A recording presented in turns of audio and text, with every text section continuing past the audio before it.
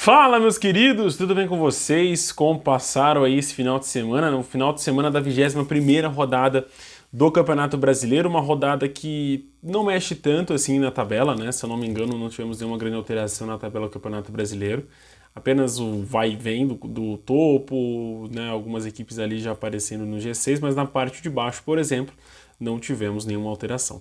Vamos conversar então sobre esses jogos? Mas antes eu vou pedir uma força aqui para vocês a compartilhar esse vídeo com seus amigos, a se inscrever se você não é inscrito aqui no canal. A gente sempre traz análise, né? Eu, no caso, trago sempre análises dos jogos dos principais times do futebol brasileiro, né? Que são os 20 times que estão na Série A do Campeonato do Brasileirão. E aí esses jogos são, né, campeonatos internacionais, como Libertadores, Copa Sul-Americana, os regionais, né, Paulista, Mineiro, enfim. E aí eu trago essas análises para vocês. Fechou? Sempre dos 20 clubes da Série A. Então ano que vem vão ter 4 clubes novos, né, já que 4 vão cair, 4 vão vir. Então vai ter mais campeonatos, né? Quem sabe talvez um esporte aí a gente cobriu o Campeonato Pernambucano. Mas enfim, é isso, meus queridos. Vamos começar então aqui com o primeiro jogo, né, dessa rodada, da 21ª rodada, que foi o confronto entre Flamengo e Internacional. De destaque para esse jogo, eu queria dar o destaque para a partida defensiva do Inter, que mais uma vez, né, o segundo jogo seguido já na sequência, né, tivemos o jogo contra o Bolívar e agora esse jogo contra o Flamengo, que o time conseguiu se defender muito bem. Porém, o time se defendeu bem, conseguiu segurar, né, o máximo que pôde ali o seu rival, no caso o Bolívar na Bolívia e o Maracanã e o Flamengo no Maracanã. Só que eu acho que o Inter está faltando um pouquinho mais no processo criativo, está pecando um pouco mais no processo criativo. Contra o Bolívar a equipe foi extremamente letal, conseguiu fazer uma boa vantagem, vai voltar para jogar no Beira-Rio com 1-0, só que contra o Flamengo a equipe já não teve esse grande êxito, assim, digamos, de finalização. Teve ali poucas chances, poucas mesmo, mas nenhuma de grande ali, perigo para o gol do Flamengo. Já o Flamengo levou sim algumas oportunidades, teve seus perigos ali criados, e a primeira grande chance do Flamengo, que eu posso dizer, né, a melhor grande chance do Flamengo foi só aos 36 minutos do segundo tempo, né, numa jogada ali dentro da área, onde o Pedro acaba chutando de voleio e o goleiro Kehler, reserva do goleiro Rocher do Inter, goleiro titular do Inter, né, fez uma excelente defesa, fez um milagre ali, mas faltou muito o Flamengo ali refinar a finalização, né, faltou refinar esse último quesito ali do time, né, porque criou sim muitas oportunidades. O ponto negativo desse jogo é o Arrascaeta que sai machucado, e a gente não sabe aí quando ele pode estar voltando, talvez ficando de fora até dos 2 jogos da Copa do Brasil, né, dos jogos da final. Falando do jogo da final, eu acho, aí, né, complementando um vídeo de semana que eu publiquei sexta-feira, agora eu passo a acreditar que que o São Paulo tem um mais leve favoritismo aí diante do Flamengo por jogar o segundo jogo no Morumbi. Vai ser uma final equilibrada, mas se a gente for comparar o desempenho das equipes recentemente, o São Paulo está jogando melhor que o Flamengo, porém o Flamengo já tem os seus bons jogos na temporada, inclusive na própria Copa do Brasil. Se a gente for lembrar o jogo de ida contra o Grêmio, onde a equipe conseguiu dominar muito bem o Imortal e fazer bons resultados, a mesma coisa contra o Fluminense, que jogou bem os 2 jogos e venceu os 2 jogos.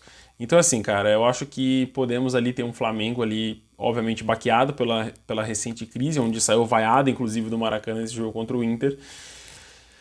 Mas eu sei lá, eu coloco favoritismo pro São Paulo, que eu acho que o momento favorece mais o time do Dorival. Próximo jogo é o jogo entre Corinthians e Goiás, né, que aconteceu na Neoquímica Arena no sábado. Tivemos 2 jogos apenas no sábado e aí 8 jogos no domingo. O Corinthians recebeu o Goiás, empatou em 1-1, mas saiu perdendo e jogando pior. O Goiás foi melhor no primeiro tempo, né? Teve a grande oportunidade do primeiro tempo. O jogo em si foi com poucas chances. Mas no primeiro tempo o Goiás teve a grande chance, né? Que o Cássio acabou fazendo uma grande defesa. E aí o Goiás foi melhor até os 35 minutos do primeiro tempo, né? Até os 13, 15 minutos do segundo tempo. Dali algo em torno de 20 minutos do jogo, né? Do total do jogo. Então, eu senti o Goiás melhor, até o gol de pênalti no caso.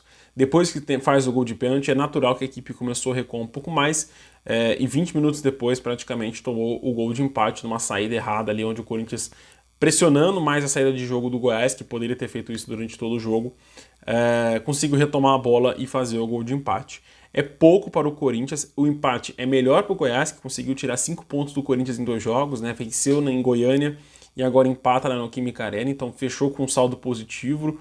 Um grande rival, né? Um rival que poderia estar brigando pela parte de cima, mas hoje o Corinthians tem que se preocupar muito mais em se distanciar do Z4 do que provavelmente pensar em numa Libertadores, numa vaga para Libertadores. Guilherme Marques fez o gol do Goiás e Maicon fez o gol do Corinthians. Outro jogo, agora já no domingo, né, mas o jogo da manhã, né, das 11 horas da manhã, foi o confronto entre Red Bull Bragantino e Cuiabá, onde o Bragantino venceu por 2-0, gols de Thiago Borbas e Thalisson. O primeiro tempo foi bem sonolento, com poucas chances, mas muito boas, tá? O Cuiabá teve a primeira chance com o Cafu, onde o Cleiton fez uma excelente defesa. Na sequência, minutos depois, o Davidson teve outra grande chance, mas acabou desperdiçando, chutando para fora. Eu acho que o Léo Ortiz desvia a bola. Então seria mais o Léo Ortiz travando a bola, né, e salvando o Bragantino do que provavelmente o Davidson errando. Mas o Cuiabá, ele desperdiçou essas duas grandes chances e possibilitou o Bragantino de crescer no segundo tempo. Foi quando, né, saiu o gol do Thiago Borbas, que teve também uma grande oportunidade no finalzinho do primeiro tempo, onde o Walter fez uma excelente defesa mesmo. Ele aproveitando ali uma bola do escanteio que sobrou depois no lateral esquerdo, que cruzou de novo para a área, ficou aquela bola pingando ali. Ele conseguiu converter o gol, né, fazendo o primeiro gol do Bragantino. Aí o Cuiabá teve que ir para cima.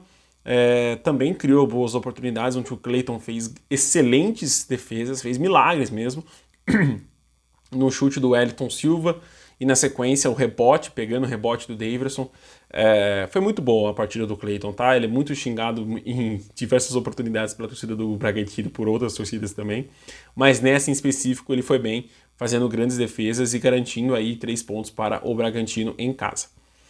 No fim, o Thalisson fez o segundo gol numa jogadaça, né, numa tabelinha muito bonita entre os jogadores do Bragantino, e aí ele fez o segundo gol. Mas o jogo como um todo, cara, isso que eu resumi do jogo aqui em 1 minuto e pouco, foi o que aconteceu no jogo.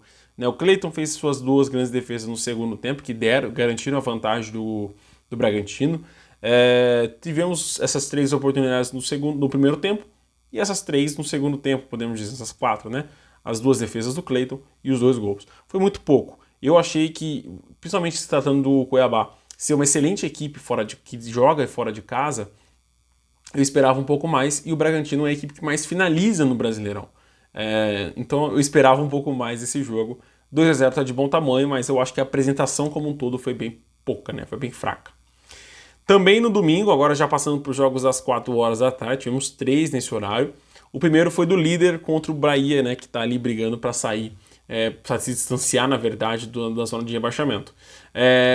E eu acho que isso resume muito quando o gol do Botafogo sai com 3 minutos de jogo, né? O Diego Costa fez o primeiro gol, né, numa criação de jogada ali do Botafogo, pelo setor direito do seu time. É interessante que no vídeo de análise dos jogos no meio de semana da Sul-Americana, eu comentei que talvez o Diego Costa demoraria um pouco mais para entrosar, para entrar no ritmo de jogo do Botafogo. No final de semana seguinte, ele faz 2 gols. Enfim, estamos sujeitos a isso, né? Mas ele jogou bem, fez os seus 2 gols, tem os méritos, né, de ter feito isso. Mas o titular vai continuar sendo o Tiquinho Soares, obviamente. 2 gols, o primeiro, né, como eu falei no comecinho do primeiro tempo. Mas, como eu posso dizer, o PR foi muito exigido mesmo, até sair o segundo gol, né, foi lá para os 7 minutos do segundo tempo, 52 minutos, mais ou menos.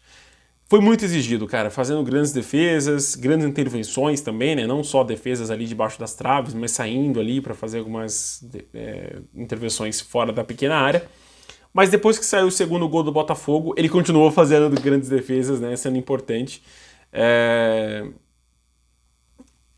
Mas eu acho que depois do segundo gol, o Botafogo, minutos depois, 20 minutos depois, conseguiu fazer o terceiro gol. Aliás, 2 belos gols, tá? O gol de cabeça do Diego Costa foi bonito, porque foi uma retomada de bola, uma tabela rápida e um cruzamento. Mas o terceiro gol do Botafogo com o Luiz Henrique foi um golaço, né? Onde o Hugo consegue fazer um passe genial, quebrando a linha de defesa ali do Bahia. e deixando o atacante do Botafoguense cara a cara com o Marcos Felipe, que driblou, né? Não é comum a gente ver esse tipo de lance no futebol brasileiro, né? Um atacante driblando o goleiro, conseguiu driblar e fazer o seu gol. Um belo gol, né? Um gol, assim, típico de centroavantes, né? Saudade de centroavantes que faziam esse gol, né, Ronaldo? Mas enfim, olha eu colocando Luiz Henrique e Ronaldo na mesma frase, meu pai amado. Mas enfim, eu acho que o Esquadrão teve grandes oportunidades, mas desperdiçou muitas, todas elas, na verdade, né? Porque não conseguiu converter nenhum gol. E aí ganhou o time que foi mais efetivo, que foi mais mortal no processo de criar e converter as chances que teve. Fechou? Também o segundo jogo que tivemos às 4 horas foi o confronto entre Atlético Mineiro e Santos na inauguração da Arena MRV, né? A inauguração oficial do novo estádio do Atlético Mineiro. Para dizer que foi realmente uma casa nova, que está inaugurado, ainda precisa de muito, né? Porque o estádio encontra muitos defeitos, na questão de visibilidade, em alguns setores a visibilidade é parcial ou nula, né? Com pessoas na sua frente, né? Com aqueles guardinhas, né? Que ficam ali monitorando a torcida bem na frente, ali tampando completamente a visão de alguns lugares, e o gramado. O gramado da Arena MRV é risório. Eu acho que você lançar um estádio com um gramado tão defeituoso como estava, né, com a grama se soltando, né, entrou um cara no meio do jogo para carimbar ali a grama, né, no chão, para ficar macetando ali a grama no chão. Cara, eu acho isso risório para uma Série A de Campeonato Brasileiro de elite, um estádio que provavelmente vai receber jogos da seleção brasileira, porque é uma arena multiuso, enfim. Mas é um estádio bonito, tá? A questão da arquitetura ali é um estádio muito bonito. Eu gostei, eu achei um estádio bonito, né? Que agrada os meus olhos, mas eu acho que precisava ter um cuidado a mais para lançá-lo realmente, para o torcedor poder acompanhar e assistir seu time. Foi uma leve vergonhazinha, mas nada apaga essa linda história que o Atlético escreveu no domingo de lançando seu estádio próprio, sua casa própria, né? Fazendo aí uma balança aí com o termo utilizado pela patrocinadora do estádio. Falando de jogo, né, o Botafogo, o Atlético Mineiro foi dominante, né, dominou do começo do jogo até o gol do Paulinho.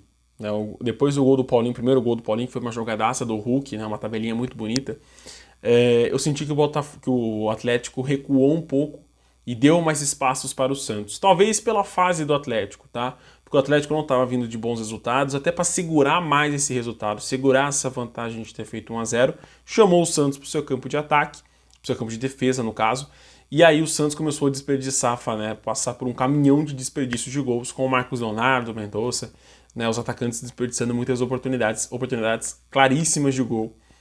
Que não era para desperdiçar, se tratando de um time que está pensando em sair do Z4. Se o Santos empatasse ou vencesse esse jogo contra o Atlético, estaria fora do Z4 já nessa rodada, né? E aí poderia pensar um pouco mais, com a cabeça um pouco mais tranquila para os próximos jogos. Agora o Santos vai incorporando aquele estigma de um time, não um time rebaixado, mas um time que vai se complicando com a zona de rebaixamento, porque você vai jogando e você não vai saindo do Z4. Né? O Santos venceu a última rodada o Grêmio e não saiu do Z4. Ficou ainda na zona de rebaixamento. E nessa rodada, a sorte do Santos é que os times que estão à frente não venceram. Então a vantagem não aumentou. A vantagem que eu falo em relação ao Bahia, ao Goiás, que não aumentou. Né? Se o Goiás tivesse vencido o Corinthians, por exemplo, eu acho que complicaria um pouco a vida do Santos, porque se desgarraria de um único time, né? Que seria o time do Bahia. Né? E aí a gente ainda tem muitas rodadas, 17 rodadas ainda pela frente nesse Campeonato Brasileiro. Não acho que o Santos caia, tá? Eu acho que o Santos tem elenco e peças que podem salvar ainda o Peixão. O entorno favorece que o time seja rebaixado, mas tratando de elenco ali, eu acho que o Peixe tem forças para se manter na Série A. O segundo gol foi um belo gol, né? Uma cobrança de falta do Hulk para a área. E detalhe, tá? Esse tempo em que o Atlético recuou e o Santos criou muitas oportunidades sendo desperdiçadas pelos atacantes do Peixe, é interessante dar um relento na torcida do Santos que talvez o Santos encontre o caminho dos gols, né? Mas a bola não vai entrando, não vai ajudando a fase e aí fica difícil. Mas talvez isso seja um relento. Porém, o segundo tempo do Santos foi vergonhoso. Né? O Atlético dominou do começo ao fim do jogo, do começo ao fim do segundo tempo. fazendo o segundo gol, fazendo mais de um gol, né? O gol do Bataglia foi muito bem anulado, mas o Atlético teve muitas oportunidades, com Arana, com Paulinho, com Hulk, com Igor Gomes, com todos os jogadores que você pensar no setor ofensivo, né? Jogadores que são mais agudos, o Atlético teve oportunidades, mas desperdiçou. Né? Vale ressaltar isso, também que o Atlético pecou um pouco nas finalizações, porém vence, convence um pouco talvez, e dá uma moral aí pro time que lançou sua nova casa e vai disputar apenas o Campeonato Brasileiro até o final do ano. Falando de mais um mineiro que venceu um paulista, o América Mineiro venceu o São Paulo por 2-1, né, gols de Mastriani e Rodrigo Varanda, e Alexandre Pato descontou pro São Paulo, até empatou pro São Paulo, né, empatou em 1-1, aí o Rodrigo Varanda fez o 2-1. Cara, o Rafael salvou o São Paulo no primeiro tempo com pelo menos duas grandes defesas, né? Salvou o São Paulo de reservas, né? O São Paulo entrou com muitas reservas em campo contra o América, não justifica perder pro lanterna do campeonato. E uma das piores defesas do campeonato, né? Perdão, a pior defesa do campeonato. Então, assim, eu acho que, por mais que você entre com um time reserva, a obrigação dos reservas do São Paulo é vencer o América. Né? Não aconteceu, o São Paulo perdeu, mas venceu no Morumbi, então fica elas por elas ali, fica um confronto teoricamente equilibrado. Mas que talvez fará faltas para o São Paulo pensando num possível tropeço na final da Copa do Brasil e não conseguindo uma vaga para a Libertadores ou algum torneio internacional, talvez esses 3 pontos façam falta. Mas o Mastriani, agora falando do América Mineiro, é o grande cara do América nesse ano, né, cara? Que temporada absurda ele vai construindo no América, sendo decisivo em Copas do Brasil, né, em classificações que o Coelho teve na Copa do Brasil e na Copa Sul-Americana, sendo decisivo novamente no Campeonato Brasileiro, marcando gol e sendo expulso, né? Foi muito bem expulso, um carrinho por trás. Na minha terra aqui em Ribeirão Preto a gente falaria que foi um carrinho criminoso, né? Que foi uma tesoura perigosa por trás, cara. Eu acho que teria inúmeras chances, inúmeras possibilidades dele fazer uma falta menos grave do que essa, que ele não seria expulso, que ele não geraria tanta discussão e bafafá que teve ali naquele momento, mas foi bem expulso. Não sei se eu marcaria o pênalti em cima do Caleri, tá? Não fiquei com uma visualização clara de que o toque foi suficiente para o Caleri cair, até porque o Caleri estava cara a cara com o goleiro, então não acho que ele desperdiçaria essa oportunidade, mas enfim, né, o atacante, o Caleri é conhecido por se jogar bastante dentro da área, mas enfim, eu não vou entrar nesse mérito.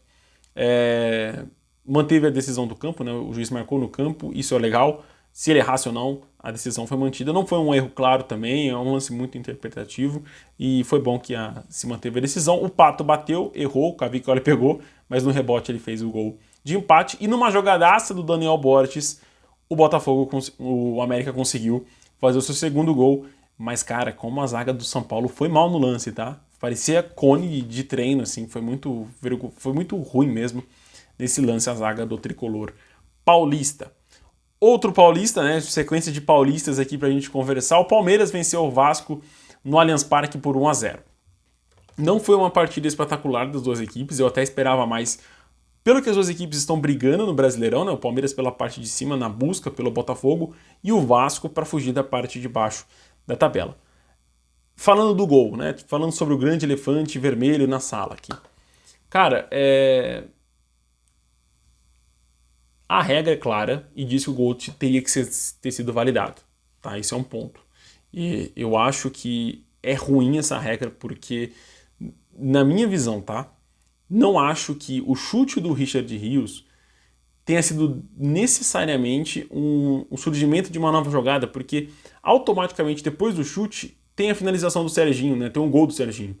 Então não foi, na minha visão, né, e eu acho que o VAR teve a mesma interpretação, porque é um lance muito interpretativo. O problema da regra de arbitragem da FIFA e que a gente adota no futebol brasileiro também, é que por mais que você espera que a regra seja claríssima ali, na escrita, que seja aquilo ali, ainda tem muita margem para interpretação e enfim, e aí vai de árbitro para árbitro.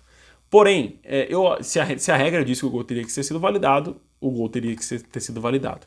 Mas eu não acho que o chute ali do Richard Rios tenha surgido uma nova jogada por conta do imediatismo que foi. Se tivesse dado impedimento, nada daquilo teria acontecido. Não foi um lance, na minha visão, de que o Richard Rios chuta de onde ele estava, a bola vai para lá no Léo Jardim, se constrói uma nova jogada e surge dentro da área. É através de um rebote de um rebote, que a bola volta ainda pro Veguete, né? A bola volta pro Veguete, surge esse rebote com o Richard Rios e sobe pro Serginho. Então, na minha visão, eu acho que não houve tempo para se criar uma nova jogada, né? Foi um corte e isso subiu pro Serginho. Foi muito rápido de um lance pro outro, entende? Então, eu acho que o impedimento, na minha visão, foi bem marcado. Porém, teve um outro lance no jogo, né? Um carrinho em cima do Arthur, que o juiz deu uma vantagem. E, cara, desde quando eu... Tá vendo como o lance é interpretativo? Desde quando que eu saiba, não há vantagem em lances, né, de possíveis marcações de pênalti. Então não interessa que o Richard Rios, né, de novo, ele chutou a bola e o Léo Jardim defendeu, né, ou se saísse o gol. Enfim, se saísse o gol, acho que até tudo bem. Mas como o Léo Jardim defendeu, cara, eu acho que o lance deveria ter sido marcado. Mas o Palmeiras foi lá, fez o gol com o Rafael Veiga, numa excelente cobrança de falta. Mas o Palmeiras foi só levemente melhor nesse jogo, tá? Falando agora só de futebol, o Palmeiras foi levemente melhor. Não foi amplamente, não foi um jogo espetacular do Palmeiras, como eu volto a ressaltar. Mas jogou ali o suficiente para vencer do Vasco, se aproveitando de uma bola parada. Novamente, o Palmeiras está virando especialista em fazer gols de bola parada nesse Campeonato Brasileiro. E é uma arma muito bem treinada da equipe, né? Para você fugir de retrancas como foi o Vasco. E eu criei uma frase durante que eu estava fazendo aqui o roteirinho para esse vídeo, muito legal. O Vasco, nesse jogo, e até no jogo contra o Bragantino, foi um time que teve muita marcação e pouca criação. O Vasco criou muito pouco contra o Palmeiras, muito pouco mesmo. Não dá para contar nos dedos as grandes oportunidades que o Vasco teve, e eu vou te dizer apenas uma, porque foi o gol do Serginho. Depois o Vasco não conseguiu criar, não conseguiu malemar pisar na área do Everton. Então, assim, é um time que precisa de um homem ali no meio de campo para assumir essa bronca de criação de jogadas. Também no domingo, né, agora já encaminhando para os últimos jogos da rodada, tivemos o duelo entre Atlético Paranaense e Fluminense, que ficou em 2-2. A expulsão, né, do lateral esquerdo do Atlético Paranaense, na minha visão, foi justa, né, foi muito bem expulso, apesar do gol do Kaká ter sido um pouquinho antes. Né? O Kaká fez o primeiro gol para o Atlético Paranaense, num bate-rebate dentro da área, depois de uma cobrança de falta. O Guga empata já no segundo tempo, né, no finalzinho do segundo tempo, no meio do final do segundo tempo. O João Neto faz o segundo gol do Flu, gol da virada, esse sim já no final do jogo, aos 87, né, aos 47 minutos do segundo tempo. Mas o Vitor Roque nos acréscimos faz o gol de empate do Furacão. Né, o Fluminense foi melhor depois da expulsão, controlou mais o jogo, mas quando virou não conseguiu segurar o resultado e acabou tomando um empate do Furacão. Foi um jogo que foi bom, né, com muitas oportunidades dos dois lados, apesar da expulsão do Atlético Paranaense. Mas foi com muita bateção de cabeça, cara. As defesas não se encontraram nesse jogo e não é por menos que saíram 4 gols. Não é todo jogo que você vê 4 gols, né? 2 de cada lado, saindo. Então, assim, eu acho que o Atlético precisa se encontrar defensivamente. Não mais essa temporada, né? Porque eu acho que a temporada já foi. A equipe não disputa mais Copa Sul-Americana e nem Libertadores. Mas pensar, talvez, numa próxima e consertar o seu sistema defensivo. Também, nas 6h30 da tarde, tivemos o confronto entre Fortaleza e Coritiba, e que passeio do Leão do Pici.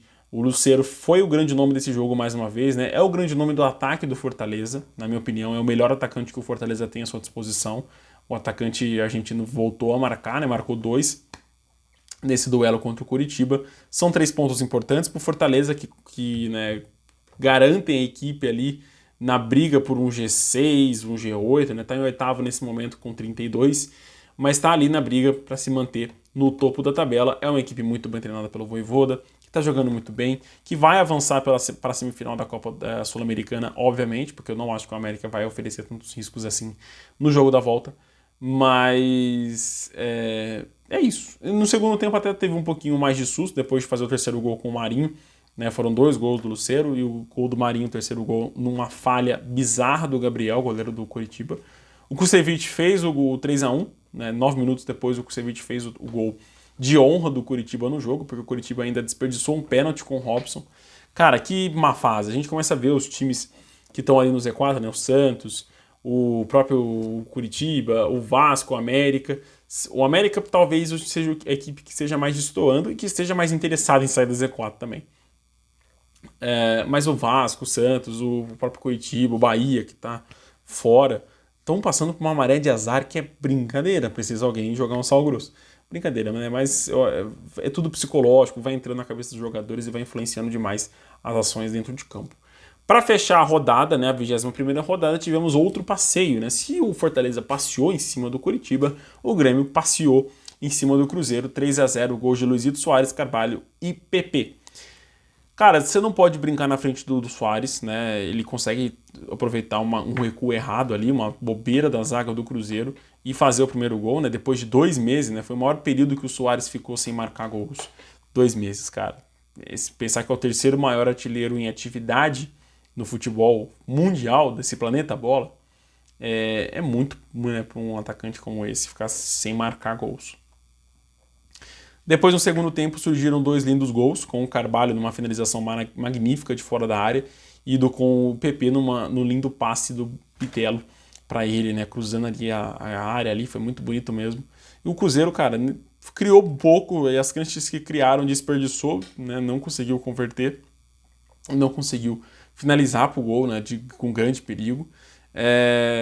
Enfim, finalizou tudo errado, errou. O Cruzeiro está passando por uma péssima fase do seu sistema ofensivo e precisa se reencontrar para pensar grandes coisas, mas eu acho que o Cruzeiro, né, assim como o Grêmio, que também subiu, acho que os 2 outros estão brigando para cair, né, o Bahia e o Vasco. Mas acho que Cruzeiro e Grêmio estão safe, não vão cair, né, para a Série B esse ano. Eles que subiram, né? Então acho que o primeiro projeto aí dessas equipes deveria ser esse. Não espero muita coisa do Cruzeiro. Acho que está muito bem encaminhado ali a sua permanência na Série A desse ano. Fechamos, queridos. Agradeço a presença de vocês até aqui. Um abraço, um beijo e até o próximo vídeo. Tchau, tchau.